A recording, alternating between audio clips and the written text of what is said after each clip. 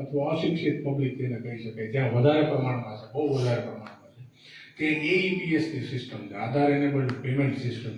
તમારું આધાર કાર્ડ લઈ અને એજન્સીવાળા પાસે જાઓ એટલે તમારા ખાતામાંથી તમને પૈસા સીધા ઉપાડી દે. બેંકના કાર્ડની જરૂર નથી, એટીએમની જરૂર નથી.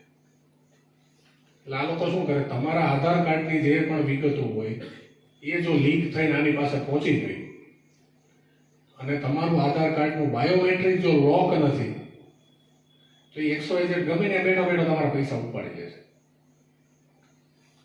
જેને ન ખબર પડતી હોય એકવાર તમે ટ્રાય કરીને જોઈ લેજો. આધાર કાર્ડની એપ્લિકેશન આવે છે, આધાર કાર્ડની એપ્લિકેશનમાં બાયોમેટ્રિક લોક અથવા અનલોક એની એક સર્વિસ છે.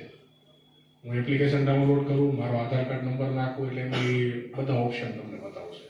એમાં તમે આખી એપ્લિકેશન વાપરો, જોવો વ્યવસ્થિત અને બાયોમેટ્રિક એમાં લોક કરી દો કે જેથી કરીને બીજો કોઈ વ્યક્તિ તમારા ધ્યાન બહાર આવી રીતે પૈસા ઉપાડી ના લે.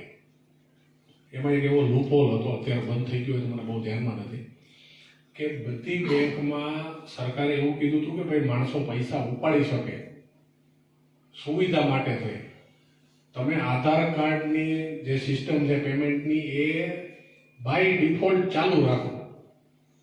એટલે મારા મન ખબર ન હોય તો એ ચાલુ જ હોય કે ભાઈ એઈપીએસથી હું પૈસા ઉપાડી શકું છું, મારે બીજી કોઈ વસ્તુની જરૂર નથી.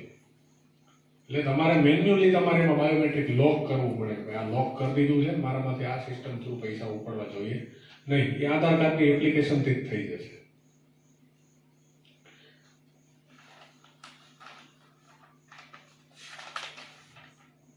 મુદ્દો મને યાદ આવ્યો, ભૂલી ગયો, મને આવી ગયો. પ્રયત્ન થાય તો બહુ મોટો કાર્યક્રમ એક આપણે કરીએ થાંગલમાં. અવારનવાર મેં જોયું છે બાળકો કોઈ મા બાપના કહેવા માંગતા XYZ સમાજ તમામ આવી ગયા.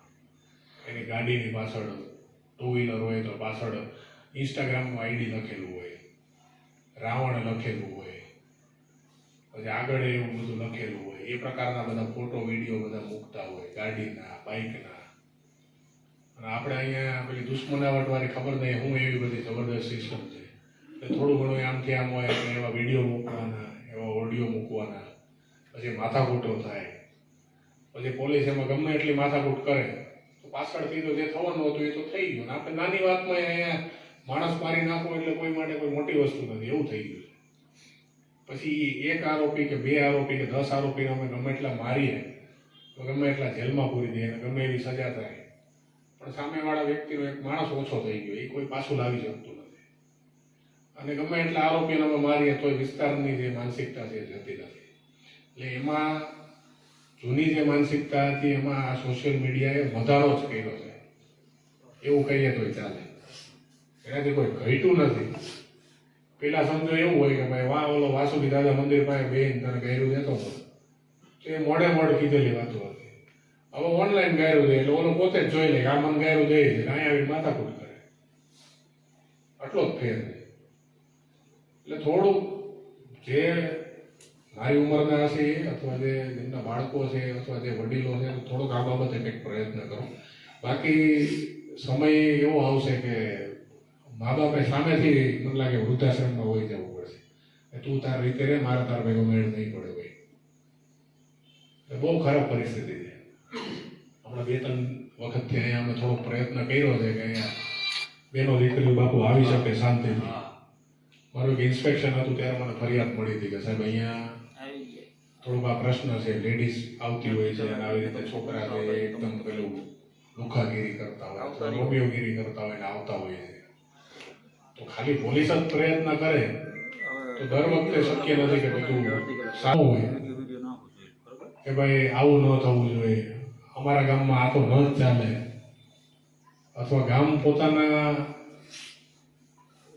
સેફટી બાબતે આ બધી બાબતોમાં જો જાગૃત ન હોય તો ભવિષ્યમાં ભોગવવાનું એ જ ગામે થાય. એટલે મારો બહુ તમને એકદમ હૃદયથી તમને આગ્રહ છે. અમે 2-3 વર્ષના મહેમાન હોઈએ છીએ, જાજુ રહેતા નથી કંઈ. 3 વર્ષ રહીને પછી કંઈક બીજે જતા રહીશું, ત્યાં કોઈ આવવા મળશે તો એને ફટકારશું. પણ મારા એકના ફટકારવાથી અથવા મારી પોલીસના ફટકારવાથી તાત્કાલિક કોઈ સુધારો આવતો નથી. સોશિયલ મીડિયામાં બહુ ભયંકર રીતે બાળકોનું અત્યારે વલણ છે. નડશે ક્યાંક ને ક્યાંક ને તકલીફ કરશે. એટલે થોડો સુધારો લાવો, થોડોક એના માટે કંઈક પ્રયત્ન કરો. મોટી ઉંમરના હોય તો ઘરે જઈને બાળકોને પૂછો તું શું કરે છે, મને ખાલી કહે તો ખરા. અત્યારના બાળકોય મને લાગે છે એવા છે કે એને પ્રેમથી જ પૂછવું પડે, એને ભાઈબંધ બનાવવા પડે, એને યાર જરાક તમારે વાતચીત કરવી પડે. તો તમને બે વાત કરે પણ ખરા ભાઈ આવું આવું છે, તો તમે એને શીખવાડો, એને સમજાવો કે આવું ન થાય. અને એમાં જ્યાં પણ અમારી પોલીસની જરૂર હોય તો અમે તૈયાર છીએ. તમે લઈને આવો. તમારા છોકરાને એક બે ભાઠા પડશે અથવા એકાદો પટ્ટો પડશે તો એમાં એનું કંઈ બગડી નહીં જાય જાજુ. એ પણ એક મારી ફરિયાદ છે. પટ્ટા ઉપરથી મને યાદ આવ્યું કે કંઈક ગુનો કર્યો હોય એટલે તાત્કાલિક આખા ગામના જેટલા આગેવાનો હોય બધા તરફથી ભલામણનો આગ્રહ થઈ જાય છે. સાહેબ આમ ન કરતા, સાહેબ તેમ ન કરતા. પણ શું કામ કરે એમ? એને પડવા તો દો, એને માથે પડે તો ખબર પડે ને. એને તમારે આવો એને હાચવીને પોપલો જ રાખવો છે તો એ તો કાલ સવારે ગમે કરશે. ત્યારે ક્યાં તમે એને શું કરશો? કોકને મારી નાખશે ત્યાં સુધી આપણને ખબર ન પડે એવું તો ના હોય. આપણો છોકરો આડાવડો થતો હોય, બીજું કંઈ કરતો હોય, એક કોઈ મગજમારી કરતો હોય, આપણને તો ખબર જ હોય કે આ આડો અળવિતરો જ છે. એટલે પ્રયત્ન કરો. આ સેમિનારના માધ્યમની અવેરનેસ તો છે જ, પણ સાથે સાથે આ બાબતે થોડુંક ગામ તરફથી કંઈક થાય તો અમે તો હંમેશા એમાં સહકાર રૂપી જઈશું. અને કોઈને ફટકારવાની જરૂર હોય, કોઈને એવી કંઈ એકવાર ખબર પાડી દેવાની જરૂર હોય તો એ અમારા તરફથી પૂરો પ્રયત્ન કરશું. મારા પીઆઈ છે એ પણ આ બાબતે એક્ટિવ છે અને મેં એને ચોખ્ખી સૂચના કરી છે ભાઈ કોઈનું નહીં રાખવાનું ગમે એ હોય. મને ફોન આવે છે, ભલામણ ઘણી વખત આવે છે, હું એને ફોન નથી કરતો પીઆઈને પાછો. એટલે ભલામણ વાળાને એમ થાય કે સાહેબે કહી દીધું હોય છે પછી રાખતા નથી, પણ ફોન જ ન કર્યો હોય હું શું કામ ફોન કરું?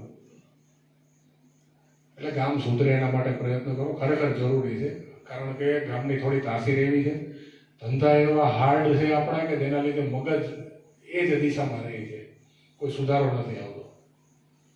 બીજો કોઈ આ આપણે જે સાયબરની વાત કરીએ એમાં કોઈને કંઈ પ્રશ્ન હોય, એમાં કોઈને કંઈ કહેવું હોય તો કહી શકે છે. બાકી આપણે પૂરું કરીએ, કારણ કે મારે હજી ચોટીલા પહોંચવું પડે એમ. કંઈ હોય તો કહેવાય. 5-7 મિનિટનો કોઈ વાંધો નથી, આપણે વાત કરી પછી જ નીકળશું. હા બોલો. અમે અહીંયા સ્થાયી 50-52 વર્ષથી મારે અહીંયા મેં પેટ્રોલ પંપ કર્યો હોય બરાબર. મારે એક સાયબર ક્રાઇમનો એક કેસ છે. એના મારા લાખ રૂપિયા મારા એકાઉન્ટમાં પેન્ડિંગ પડ્યા છે. એ પૈસા છે ને એમાં શું થયું કે મેં આ ભાઈના ખાતામાં નાખ્યા, ઓલા ભાઈના નાખ્યા, એમ કરતાં એક મારા પંપે આવ્યા એ પૈસા. એટલે અમે થઈક વડાલી બનાસકાંઠાનું ફરિયાદ ક્યાંની છે? વડાલીની છે. વડાલીની અહીંયા હોતી બરોબર. ને સાહેબનો નંબર હોતી કે જે ભાઈએ ફરિયાદ કરી એ ભાઈને મેં વાત અમે ગયા હતા અહીંયા, મારો બાબુ, બીજો મારો પાર્ટનર. એટલે મૂળ તમારા અકાઉન્ટમાં પૈસા બ્લોક પડ્યા છે, તમારે ડાયરેક્ટ કંઈ લેવા દેવા નથી? ના. હા. એને ક્યાં ગયા? સિદ્ધાર્થભાઈ ક્યાં ગયા? એમાં શું થયું? આ તમારી સામે ભાઈ જીવતું જાગતું ઉદાહરણ છે. સાયબરમાં ફ્રોડ થાય ને પૈસા ઉડતા ઉડતા ગમે ત્યાંથી ક્યાંક જાય તો જ્યાં જ્યાં સુધી જતા હોય છે પૈસા બ્લોક થઈ જતા હોય છે. પછી એ ડાયરેક્ટ લિંક હોય તો રિફંડ કોર્ટ મારફતે પોલીસ કરાવી દેતી હોય છે. તમારી વિગત હું સિદ્ધાર્થભાઈને કહી દઉં છું, લખાવી દઉં. મેં સાબરકાંઠા નોકરી કરેલી છે એટલે મેં ઓળખીતા મળી જશે કોઈને. હું એમને વાત કરીને એમાં જે મારાથી મદદ થશે. ભાઈ જે ટેસ્ટ કર્યો ને ભાઈ એનઓસી આપવાનું કીધું કે હું તમને એનઓસી આપું. અમે 2 દિવસ રોકાણા પણ એમના વકીલે ના પડી કે એનઓસી ન દેવાય. એટલે એમાં શું છે, એમને એવું હોય કે ભાઈ મારા બીજા પ્રશાંતગીરી બાપુ અને એમની ટીમના એક અભિગમથી કાનગઢની જાહેર જનતા માટે સાયબર ક્રાઇમ બાબતેનું એક જાગૃતતા ફેલાય અને એમનામાં આ બાબતે અવેરનેસ આવે એના માટે એક કાર્યક્રમનું આયોજન કરવામાં આવેલું હતું. અને એમાં મોટી સંખ્યામાં દેશી રહીશો રહેલા છે. જેમાં સાયબર ક્રાઇમનો અલગ અલગ પ્રકારના કેવા ફ્રોડ થતા હોય છે, એમાં શું ધ્યાન રાખવાની જરૂર છે, ખરેખર શું ન કરવું જોઈએ એ બાબતેની બધી ચર્ચા જેથી આજે કરવામાં આવી છે. અમુક જે પ્રશ્નો હતા એને પણ ધ્યાને લઈ અને એમાં મદદ કરવા બાબતેની અમારા તરફથી ખાતરી આપવામાં આવેલી છે. તો આ બાઇકના મારફતે પણ હું લોકોને એક આગ્રહ એક વિનંતી કરું છું કે ક્યારેય પણ કોઈ સાયબર ક્રાઇમનો ફ્રોડ થાય છે એમાં 1930 હેલ્પલાઇન નંબરનો તાત્કાલિક સંપર્ક કરી અને ફરિયાદ નોંધાવે, જેથી કરીને જલ્દીથી જલ્દી જો એમના પૈસા પ્રશ્ન હોય તો એ પાછા અપાવી શકાય. અને જો સોશિયલ મીડિયાનો કોઈ અકાઉન્ટ બાબતેનો પ્રશ્ન હોય તો એ અકાઉન્ટ જેનાથી તકલીફ થતી હોય એને બંધ કરાવી શકાય.